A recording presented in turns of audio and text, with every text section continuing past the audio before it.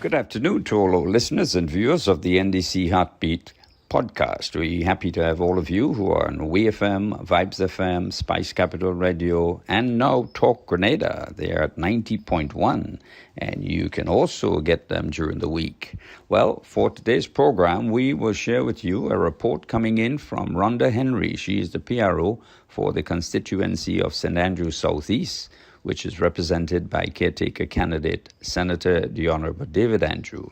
Then I'll share with you an interview which I held with the Honourable Joseph Handel. He's the Minister of Foreign Affairs, Trade and Export Development, and also with the responsibility for diaspora affairs.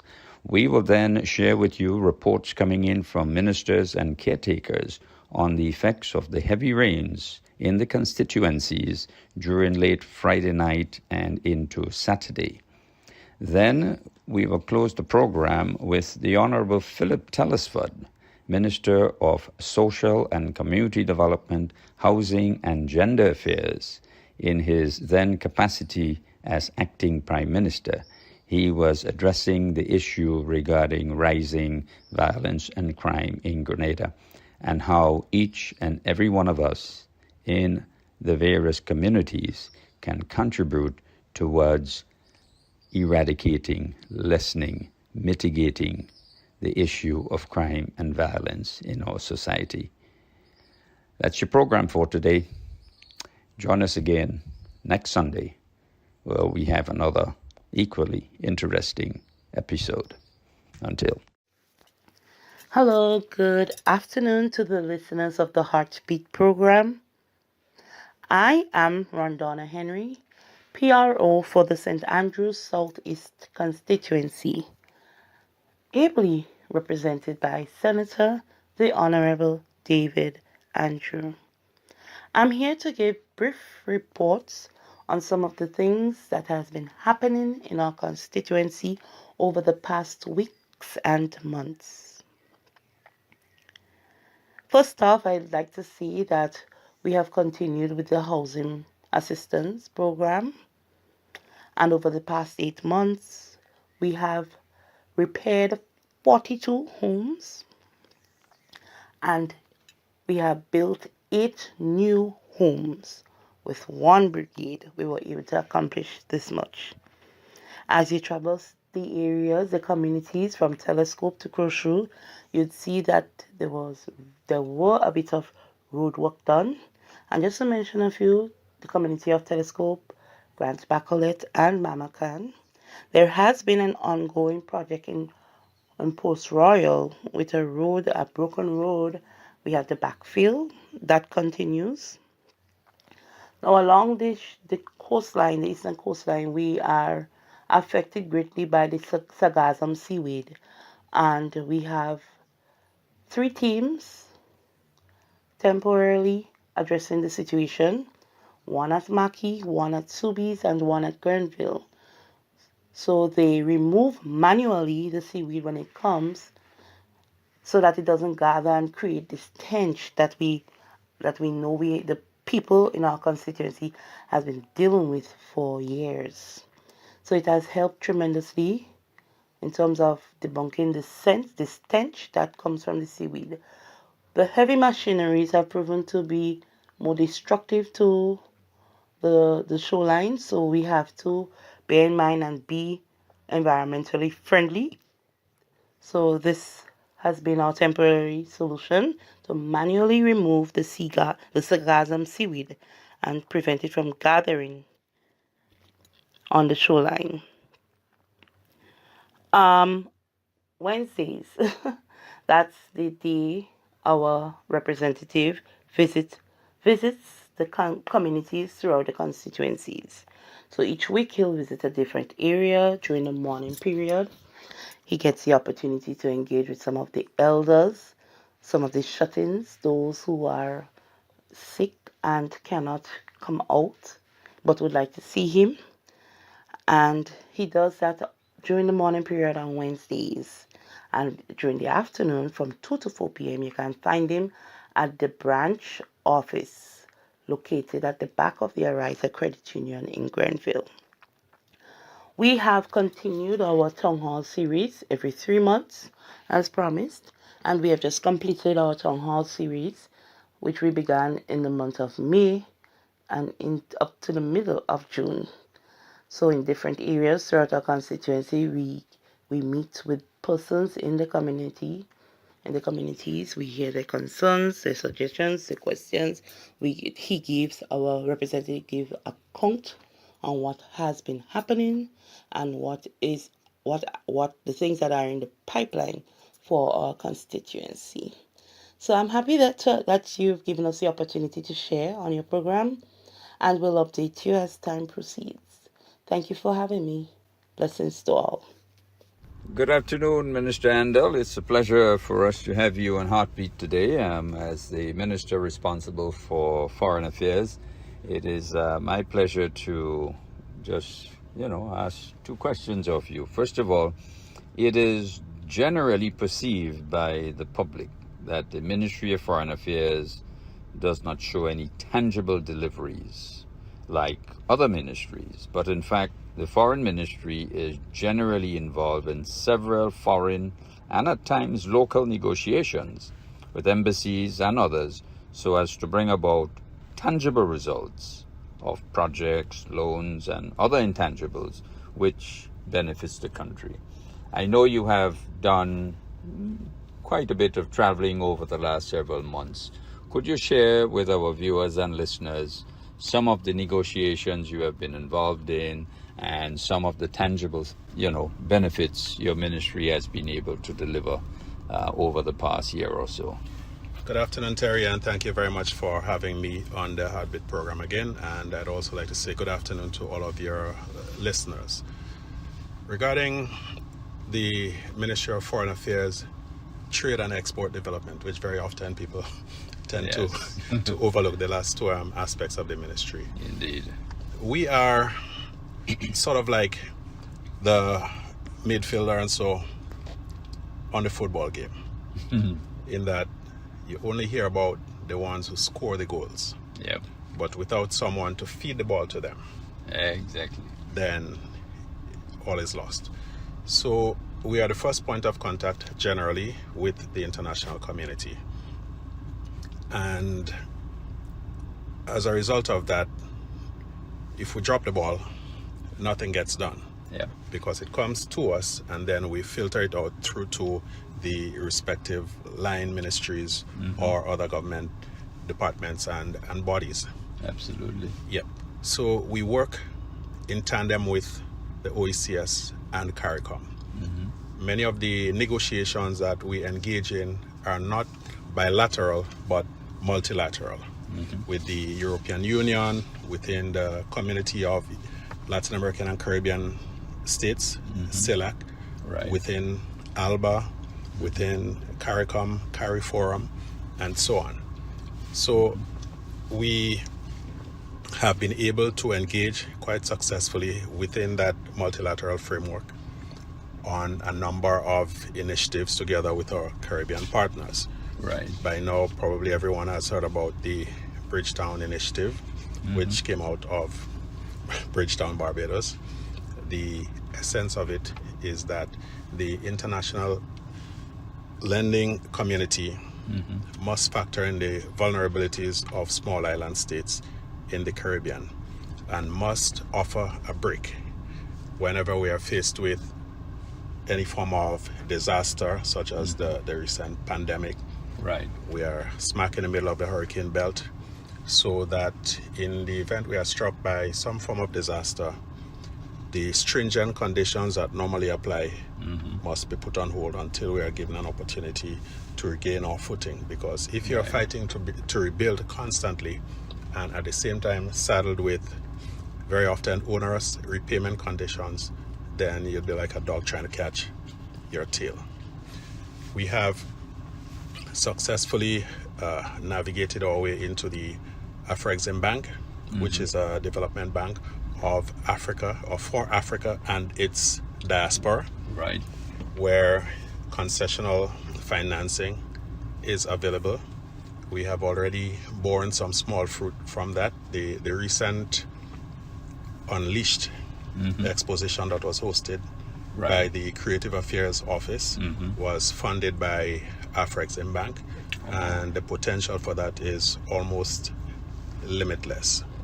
On the trade front, working along with our OECS partners, we have been able to get to a point where it is just a matter of time that Grenadian honey will be able to have access to the Trinidad and Tobago market, which has been closed hitherto. Yeah. And we all know of the quality of honey that our producers put out there. We have continued to work to safeguard our citizenship by investment program. We know that some countries are a bit uneasy with it, and we have been working assiduously with our international friends to ensure that whatever loopholes exist in that program are plugged so that we can continue to go forward with it. This is a very essential part of our national developmental thrust. Right. We at the same time are looking at ways of diversifying the way that we use CBI funds rather than simply getting into real estate. We have to now look at other areas such as agro-processing or directly into agriculture itself, for example. So we have been quite active, and very often the initial stage is about establishing relationship, building relationship, building confidence, and thereafter you can follow up and start seeing more tangible things. On the area of healthcare, for example, the Ministry of Foreign Affairs has been very active. We have been talking with people who have an interest in investing in the health sector in Grenada. We have established the Grenada Diaspora Advisory Council, GDAC as it's called, which seeks to mobilize professional Grenadians who have capital, talent in different areas for the good of our country. The diaspora is a massive well that, if we tap it properly, can play a significant role in the transformation effort. Absolutely. And so GDAC, working in conjunction with your office, by the way, congratulations on your assumption of the position of thank you, Minister. Ambassador for Diaspora Affairs. And the fact that we have elevated that position to the ambassadorial level is an indication of the level of importance that we assign to it. The trade division of the ministry too has been extremely active. We have been working with the Grenada Investment Development Corporation, GIDC, the Bureau of Standards, which falls under the remit of the ministry, to ensure that our manufacturers are up to par with international standards and regulations. And we are constantly seeking opportunities for their produce to break into the regional and international markets. Wow. You know, just listening to all of these things, the man on the street would say, wow, I didn't know Foreign Affairs was involved in all of these happenings and to bring about tangible benefits, you know, to the country. This is interesting. But one area that's still kind of on the minds of many Grenadians is, why has it taken so long to place our ambassadors in overseas embassies, etc.? Could you explain so that the grassroots man understands the dynamics of placing an ambassador overseas? It's a fair and legitimate concern, and we are not oblivious to it. But we took the position when we assumed office that, given the importance of foreign relations, that it was not something that we needed to rush into.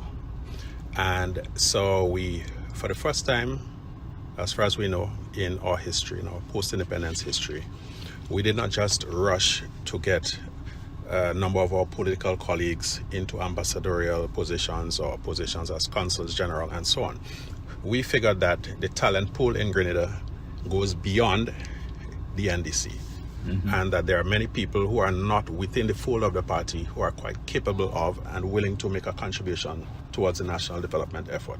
So we deliberately set out to invite people to express interest, and it was overwhelming. We have so many talented young Grenadians, some of them don't even live here, who are highly qualified academically, professionally, and extremely motivated to work towards the development of our country. And we figured it was good to give them an opportunity to showcase their talent, to explain to us how they think they can make a difference. Right.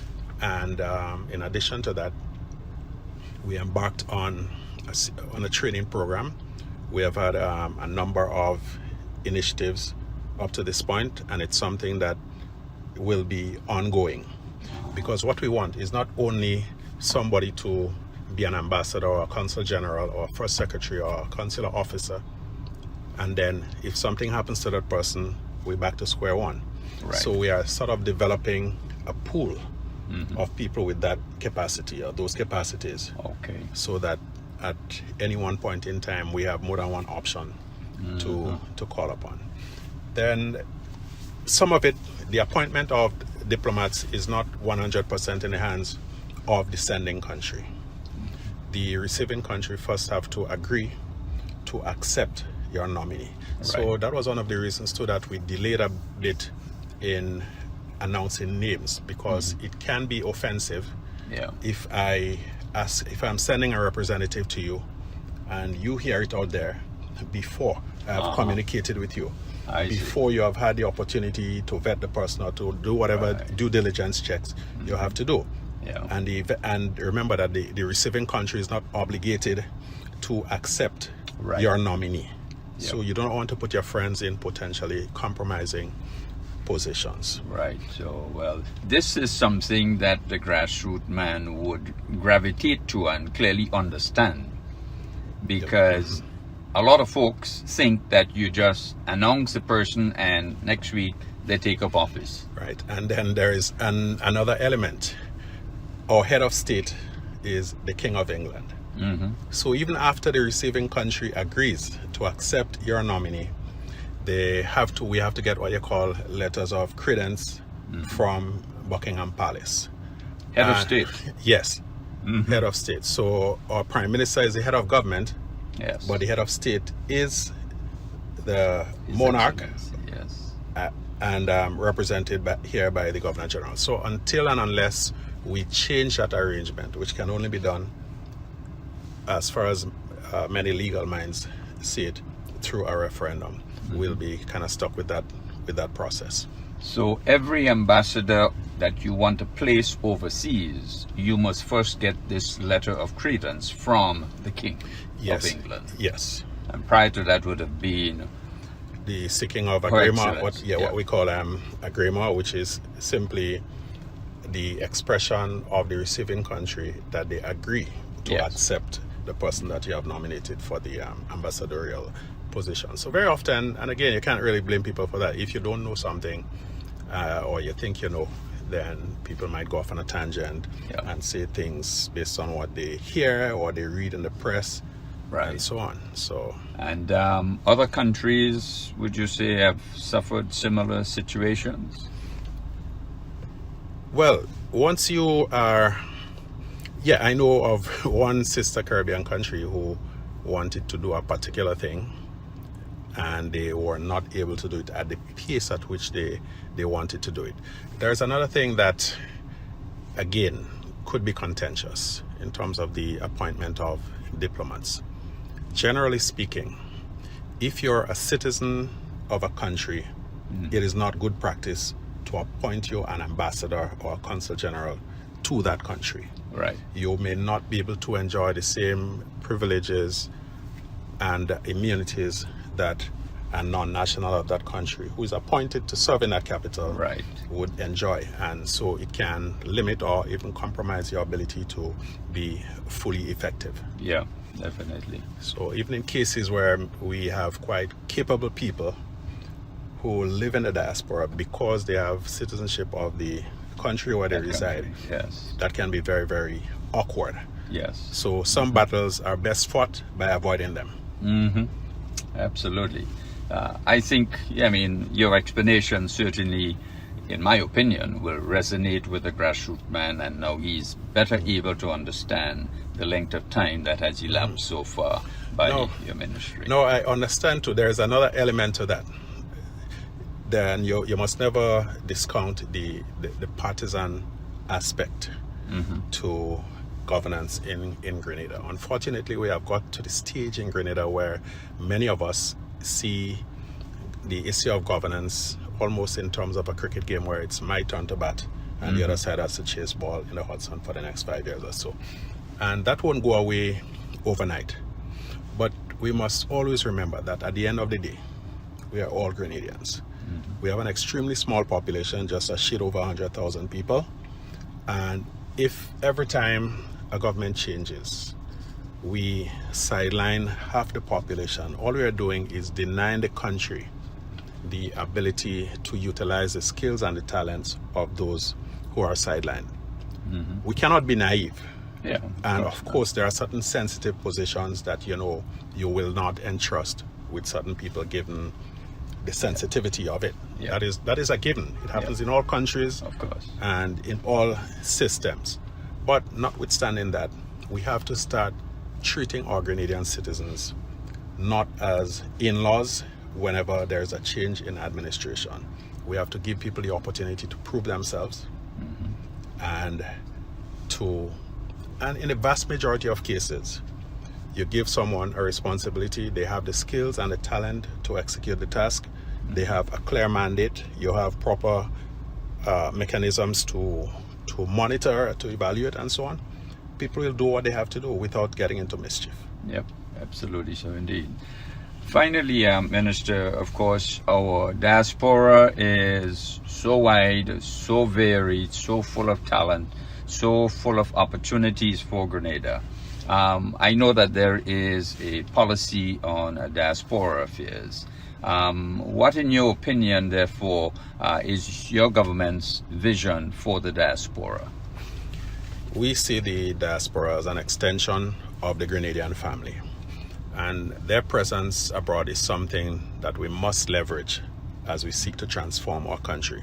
Traditionally, we have looked at the remittances, the Western Union and whatnot, and the sending of barrels and so on. That is important and we do appreciate it. In fact, it makes a significant contribution to GDP.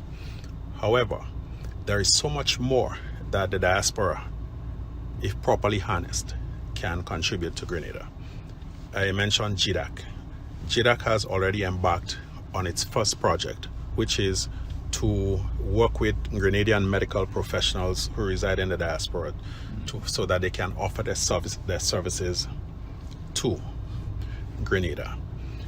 The diaspora, in some countries, they are concentrated and their vote counts. So we now have to learn how to work with them to get them to use their voting power and the influence they have in the countries where they reside to help shape policies that will be of benefit to us. There are other countries that do that quite successfully, and we have to look at those models and see how we can tweak them to suit our purposes for our benefit, for our advantage. Most definitely so indeed, and it is a great opportunity for Grenada in working with Grenadians out there, and at sometimes some of us think, well, they are of another citizenship.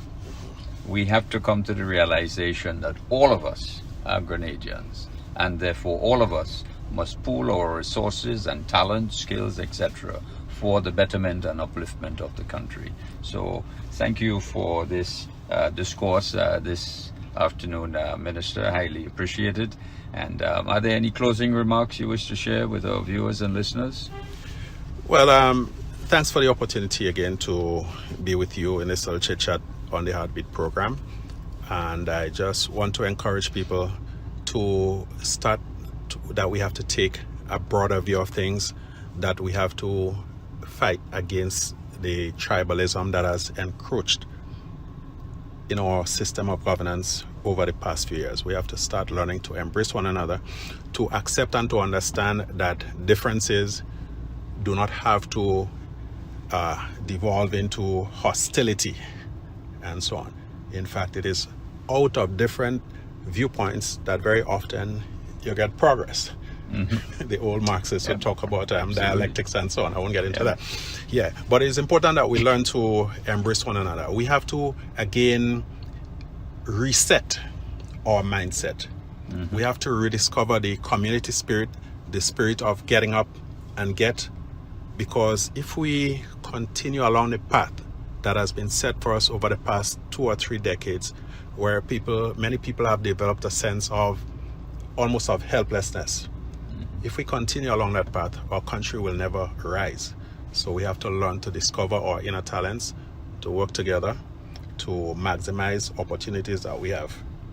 Great. To start to lean on our abilities, rebuild our self-confidence. Right. And once we get into that mode and to get away from that sense of helplessness that if government doesn't do it for me, it can't be done. Once we change that mindset, then we will go a very long way. Just a quick point, Minister, as you have alluded to these things, what would you say to the nation with respect to the notion of tolerance for each other? And I say this in its broadest sense. Yeah, tolerance is something that is an essential ingredient in every country. And I am going to make a point, given the recent unfortunate events that we have witnessed in our country, generally involving younger Grenadians. We have to learn to disagree without getting into violence. We have to learn to recognize that life is more than just one moment of passion. You do something out of anger, it takes 5 seconds to do it, and it can never be undone. So we have to learn to be tolerant of each other, of diverging views. If you're in a situation where you believe that things are getting to a point that there is no resolution, you walk away. You seek out someone who can give you some guidance, or sometimes who can just listen to you. You can vent that, you can get things off your chest without going down into the dark hole of depression. Yep. So we also have to learn to be tolerant of ourselves, because we must always bear in mind that none of us is perfect. Absolutely. And whatever little issues we have, if we beat up on ourselves too much, then we can complicate things, and the consequences can be rather disturbing. Absolutely so indeed. Well, as we close on that note, we certainly want to encourage all Grenadians to continue practicing tolerance in every aspect of life. Particularly as we head into the carnival season. Yes, tolerance. And responsible behavior. Absolutely so indeed.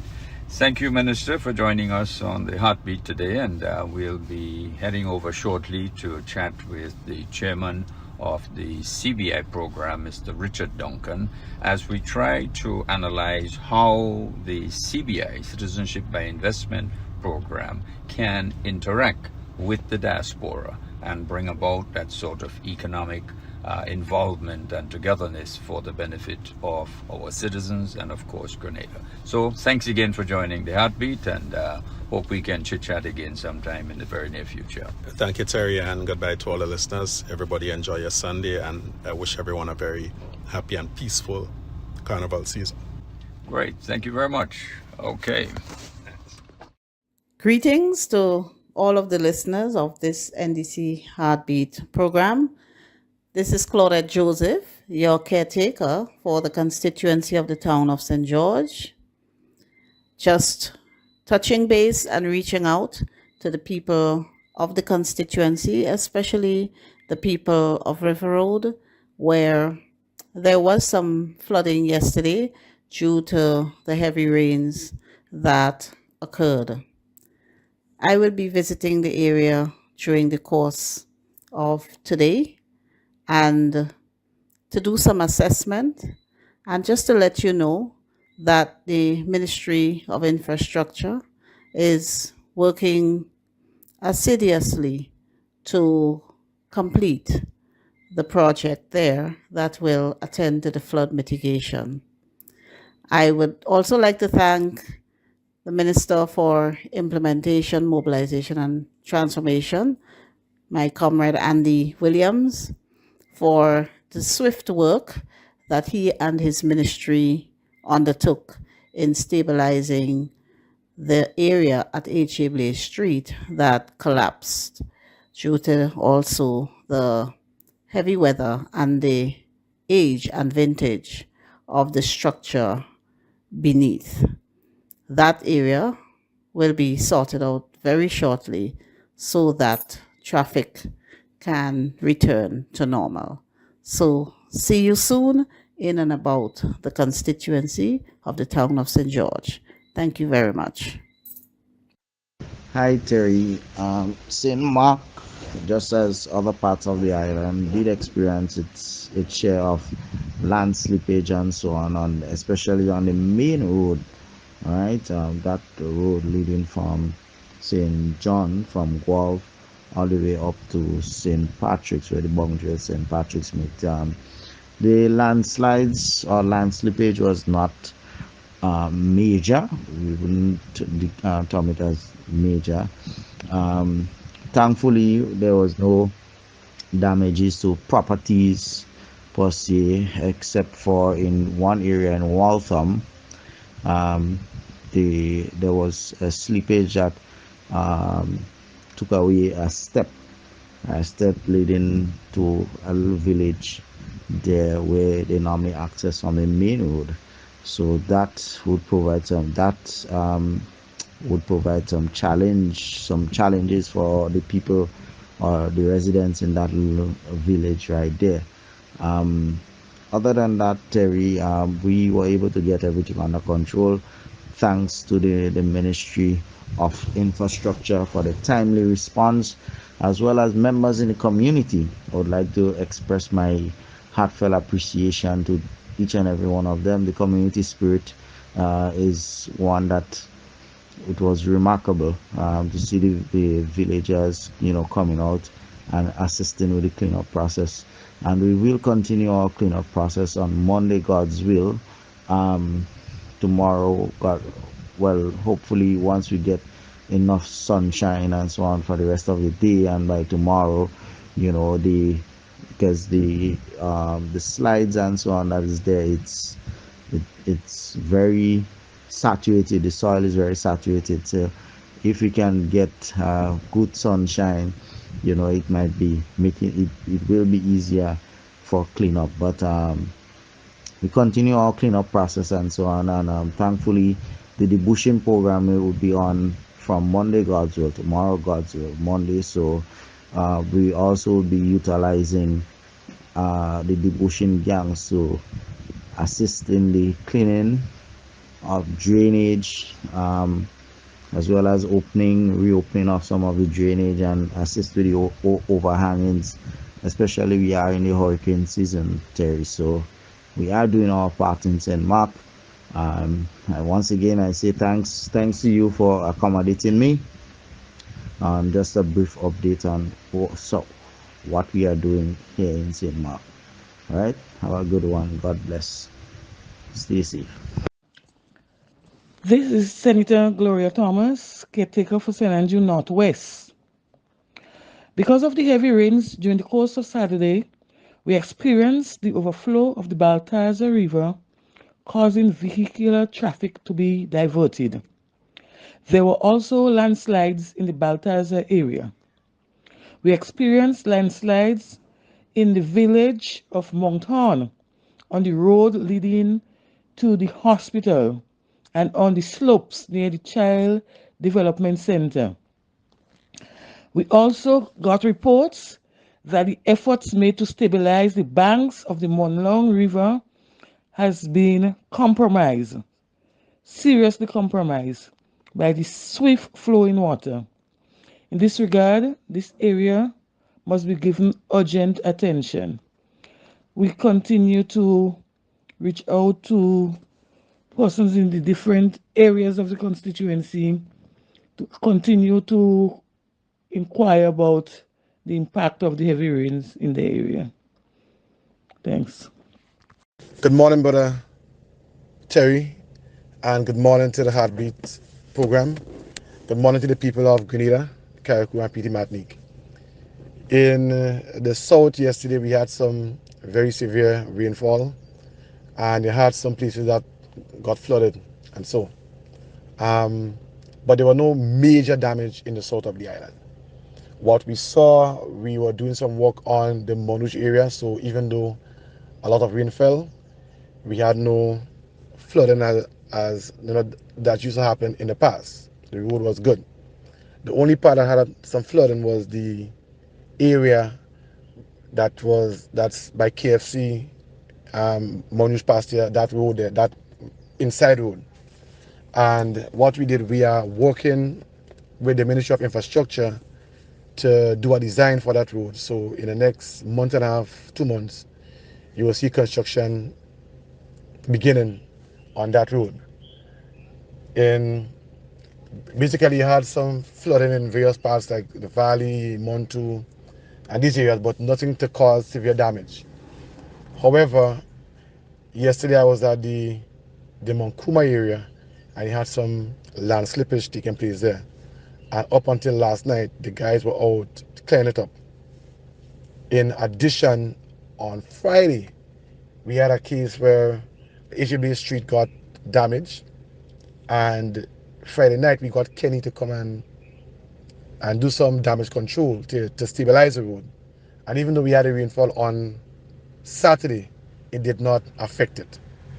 So in general, we had a lot of rainfall, and some people were affected because some of the roads are still mud. It's not concrete, and it's something that we are working on. We are trying to see how much we can do in terms of giving people a road and so that they could, access their property and so in a proper manner. So it's a work in progress. But in general, we had no severe damage in the south of the island, and we are thankful to the Almighty for that. So coming up, we will continue to do more roads and continue to see what we can do to improve the infrastructure of the south in general. So that's it from my end, and we will be working with the people of the south to ensure that the infrastructure is better and that they are satisfied. So once again, I thank everyone for tuning in to Heartbeat. And Terry, hats off for a wonderful program. I listen it every Sunday, and it's very, very beneficial. So I will encourage everyone to continue listening to the program for updates as we go along. And coming soon, I will be on the program to talk about agriculture and the big step we want to take to improve the agriculture sector in Grenada. So once again, thank you very much and have a blessed Sunday. Take care. Terry, pleasant morning, and pleasant morning to all of the listeners of the program. Grace and peace be multiplied unto all of you and your families. Yes, Terry, so yesterday my team and I had the opportunity to assess damages done to homes, community centers, and to ascertain whether there were any major fallen debris that would affect the smooth flow of transportation throughout the constituency. In fact, my team, they were on the ground earlier than I was. I met them in Mount Morris, I believe, and they were on the ground like an hour and a half before I caught up with them in Mount Morris. Very hardworking team, extremely mature, very proactive, and they take the bull by the horn. So I thank God for them and the commitment and the dedication that they have shown to ensuring that the constituency rise and becomes prominent in various areas, yes, and that people see that there is some degree of visible representation. So, in our assessment, for the most part, what we saw was a number of improper drainage, culverts that were blocked, and as a result of the blockage, the water found another path to travel. We also saw a number of houses built in some areas where the terrain did not lend itself to the construction of a drain, and as a result, the force of the water loosened the soil, and people's homes were threatened as a result of that. However, for the next 2 weeks, I believe that the road wardens and the bushing teams will address, especially in St. George Northwest, the overhanging hedges and the block culverts, etc., as we move forward into the hurricane season, so that the runoff water can have a system of flow. We also saw a number of broken roads and poorly constructed roads, and homes were affected as a result, because if the water does not have a particular channel or path to flow or follow, it finds an alternative, and for the most part, that alternative was into people's yards, into their kitchen, into their bedrooms, underneath their house, etc. We also got the opportunity to dialogue with some residents and record a number of names for the seed program. I believe that throughout the constituency now we have almost 400 persons who are current recipients of the seed program, and also for some degree of housing assistance as well as it relates to materials. We also shared the constituency office number on the live video that we did yesterday, so that persons who we were not able to reach yesterday could WhatsApp or just call in once they are in need of assistance if they were badly damaged by the heavy rains yesterday or Friday into Saturday. Yes, we saw the need to establish a St. George Northwest Emergency Response Team, ERT, and that is going to be forthcoming before the middle of August. We plan to put that team together. We have another town hall meeting coming up very soon for the constituency, and we plan to put that team together and also present the team to the constituency so persons know who they are. And it will be individuals from various communities serving the constituency. It's going to be voluntary, because at this particular point in time, we cannot monetize the team or lend a helping hand as it relates to any kind of monetary contribution to the team. We will try to do so futuristically, but as of now, we really want an emergency response team on the ground with the kind and type of equipment, chainsaw, forks, spade, etc., so that we can rush to the scene whenever we have any kind of obstruction as it relates to falling debris, rocks, etc., when you have these heavy rains occurring. We are cognizant of the fact that we are on the coastline, and as a result of that, we tend to have quite a number of challenges whenever you have these heavy rains that comes with wind, etc. So we continue to be proactive. The team and I, we were very grateful that we had the opportunity to go out early yesterday. I think we got back at about 6:30 to our respective homes, and we were grateful that we were able to dialogue with a number of persons throughout the entire constituency. For the most part, most of the communities were well. They did not receive or did not have any kind of challenges as it relates to falling debris and the blocking of roads, etc. And there was some falling rocks in Cherry Hill. There was also some fallen rocks in Grenville Vale, but for the most part, the challenge was the water that undermined homes and the water that did not have a controlled path that went through kitchens and living rooms and bedrooms, etc. And persons were flooded out due to poorly constructed drains, blocked culverts, etc. That was the major challenge.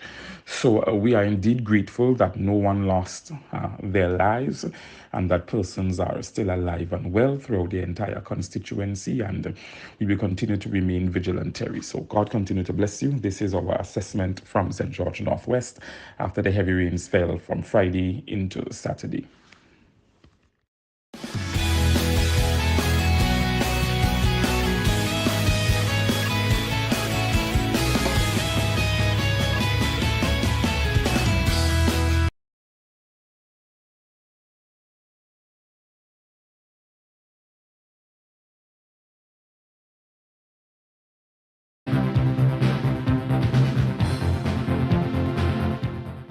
The following is a statement by Honorable Philip Tellisford, Minister for Social and Community Development, Housing and Gender Affairs, on recent acts of violence in the country. Good day, fellow Grenadians, at home and in the diaspora. I speak to you in my capacity as Minister for Social and Community Development, Housing and Gender Affairs, and as a concerned husband and father. I know that we all desire a society of peace, stability, and prosperity, where each one of us would have an equal opportunity to make our contributions. It may seem at times that this desire is out of reach, and as a patriotic citizen, this weighs heavily on us. But we should never give up on hope, because by the grace of God, everything is possible. Recently, there has been much talk about the growth of crime in our society, especially among our males. Being a man and father of 3 boys, I choose to share my thoughts with you on this subject. I challenge the males among us who may be contemplating acts of violence to stop and ask yourself the following questions. What happens when someone gets killed in a violent act by his pair? Do I get a chance to live a normal life after I kill someone? Is there a judgment day? From time to time, emotions run high. People get angry and react in ways that are inconsistent to the peace and love that we have become accustomed to. I call upon you to think before you act. Hold your tongue and walk away from company and crowds that have the potential to incite violence. It is better not to respond to an aggravating question or accusation than to give a response that would spark violence. Choose life over death, success over failure, hope over despair, friendship over hatred, and strength over weakness. Doing those things do not make you less of a man. In fact, the one who demonstrates the ability to walk away, keep quiet, or speak a word of love is the one who is strong. Let us learn from the past. There is no victory in killing and spending time in prison. Let us turn away from a life of crime today. As men, we need to pray more. Find a quiet place. Take time to allow the Word of God to minister to our minds. Ephesians chapter 4 verse 2 reminds us to be completely humble and gentle. Be patient, bearing with one another in love. There are many noises from various directions and lots of negatives circulating on social media and on radio. Let us begin to celebrate the positives. Avoid negative, loud, and abusive company. Speak love and hope to your friends. And together, let us build Grenada. As a member of cabinet, I can say that we are doing all in our power to develop and execute proper plans towards an all-inclusive, prosperous future where everyone can play his part or her part in nation building. Brothers and sisters, the government of Grenada, through the Ministry of Social and Community Development, Housing and Gender Affairs, offers counseling for victims and their families, and for persons affected in one way or the other by violence. The ministry also has a probation unit who works directly with juveniles and their families. If anyone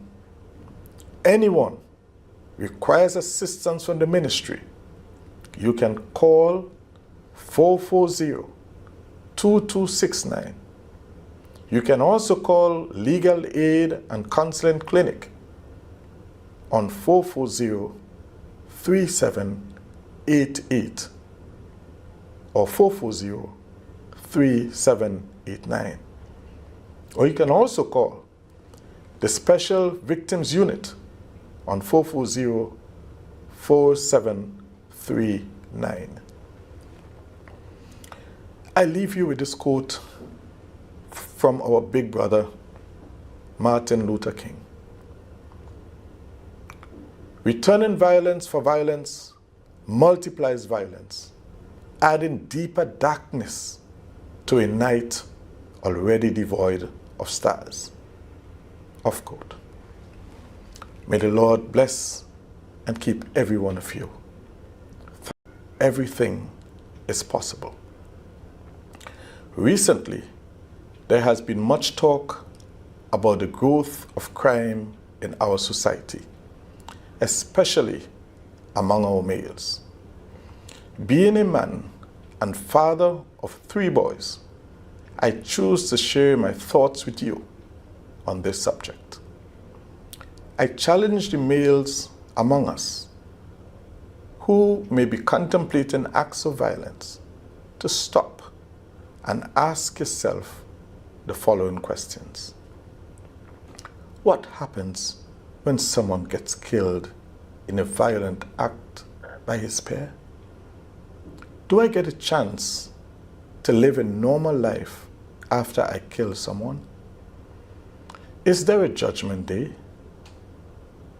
From time to time, emotions run high. People get angry and react in ways that are inconsistent to the peace and love that we have become accustomed to. I call upon you to think before you act. Hold your tongue and walk away from company and crowds that have the potential to incite violence. It is better not to respond to an aggravating question or accusation than to give a response that would spark violence.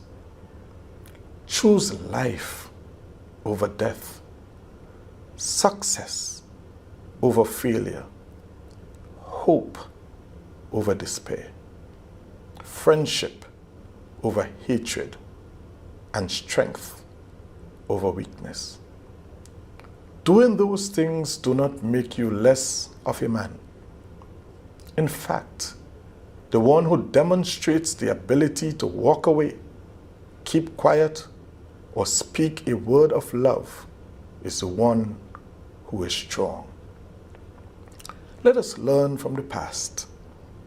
There is no victory in killing and spending time in prison. Let us turn away from a life of crime today.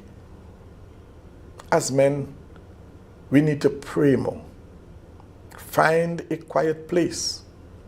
Take time to allow the Word of God to minister to our minds. Ephesians chapter 4 verse 2 reminds us to be completely humble and gentle. Be patient, bearing with one another in love. There are many noises from various directions and lots of negatives circulating on social media and on radio. Let us begin to celebrate the positives. Avoid negative, loud, and abusive company. Speak love and hope to your friends. And together, let us build Grenada. As a member of cabinet, I can say that we are doing all in our power to develop and execute proper plans towards an all-inclusive, prosperous future where everyone can play his part or her part in nation building. Brothers and sisters, the government of Grenada, through the Ministry of Social and Community Development, Housing and Gender Affairs, offers counseling for victims and their families, and for persons affected in one way or the other by violence. The ministry also has a probation unit who works directly with juveniles and their families. If anyone requires assistance from the ministry, you can call 440-2269. You can also call Legal Aid and Counseling Clinic on 440-3788 or 440-3789. Or you can also call the Special Victims Unit on 440-4739. I leave you with this quote from our big brother, Martin Luther King. Returning violence for violence multiplies violence, adding deeper darkness to a night already devoid of stars. Off quote. May the Lord bless and keep every one of you. Thank you. The proceeding was a statement by Honorable Philip Telesford, Minister for Social and Community Development, Housing and Gender Affairs, on recent acts of violence in the country.